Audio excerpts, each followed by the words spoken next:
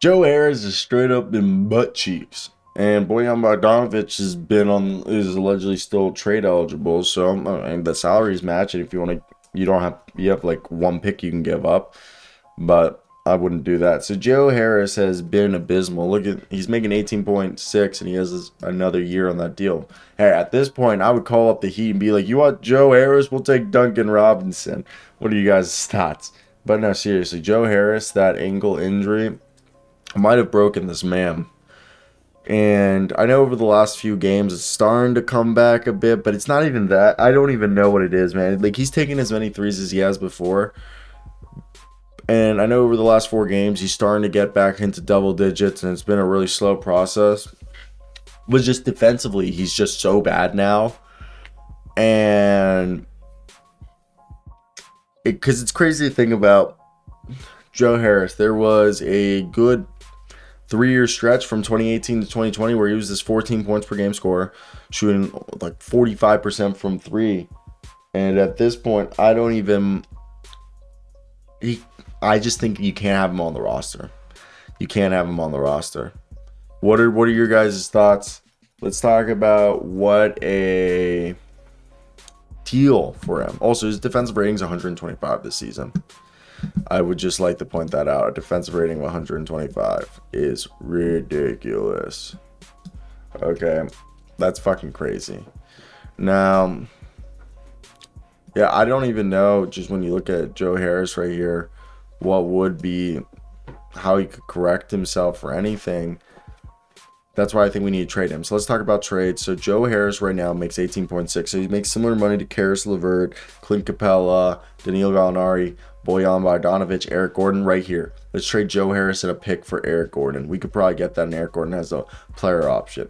Or there's Miles Turner. I don't think they need that. But Evan Fournier. I'd rather have Evan Fournier, who just got benched. Actually, Evan Fournier's deal's longer, so I take that back. Harrison Barnes is on expiring. Domantas Sabonis. If they're willing to move him, the Magic, I would hit up for Jonathan Isaac. I know he can't shoot. But really, Duncan Robinson, I know his deal's way longer. But at least he's hitting threes. And yeah, I would really even take Davis Bertans, okay? We'll send you Joe Harris and Ben Simmons. Send us Spencer Dinwiddie, Davis Bertans, and Dwight Powell or something. I'd do that deal. There's a lot of deals out here because there's Malik Beasley that you could get yourself. Maybe even Lou Dort. There's Duncan Robinson, Jonathan Isaac, Bojan Bogdanovic, Evan Fournier, Karis LeVert, Eric Gordon. Like, those are all guys that you could probably pry away. Even Luke Kennard. You could probably get Luke Kennard and then they package somebody else. There's deals out here. I just don't know what's the right one for this Nets organization. I think shooting's the right thing that needs to be found, because that is what they're lacking. But let's talk about the Brooklyn Nets, because I just think it's just an interesting situation, to say the very least. Also, it's kind of funny that Sylvester Stallone has that show Tulsa King. I just think it's really funny.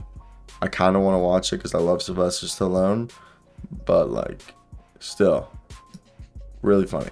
Either way, Brooklyn, they had good wins over Toronto, the Clippers. Considering Jacques Vaughn's the new coach and all the chaos leading up to the season, the chaos that's happened, all these wins should be considered good wins to turn their season around. You know, I think a pretty good team resides in the Nets, but I don't know if they're actually there yet because of that. I'm just not comfortable yet saying they're a good team. What I can say is that the Nets season hasn't, ended. Yes, they fired Steve Nash. Yes, Kyrie Irving threw this team into a PR nightmare. Yes, they got a lot of well-deserved flack over their reported plans to hire suspended Boston coach Ime Udoka. I actually don't believe that. I don't think it's well-deserved, but with all that, the Nets are, what I think, 5-3 since their 1-5 start with Jacques Vaughn. Has them looking engaged on defense. I'm not saying it's fixed, but it's better. The stretch of the 7 road games and the 8-game stretch puts a real stress test on this. And I'm like, look, I don't know. I think it's worth it. It's gonna work out. What do you guys think? This team's gonna be good, and I think they're worth watching. But let me know. Is there anything specific I might have missed? Let's trade Joe Harris. Seriously, no reason to keep him. Tell me a deal that you liked.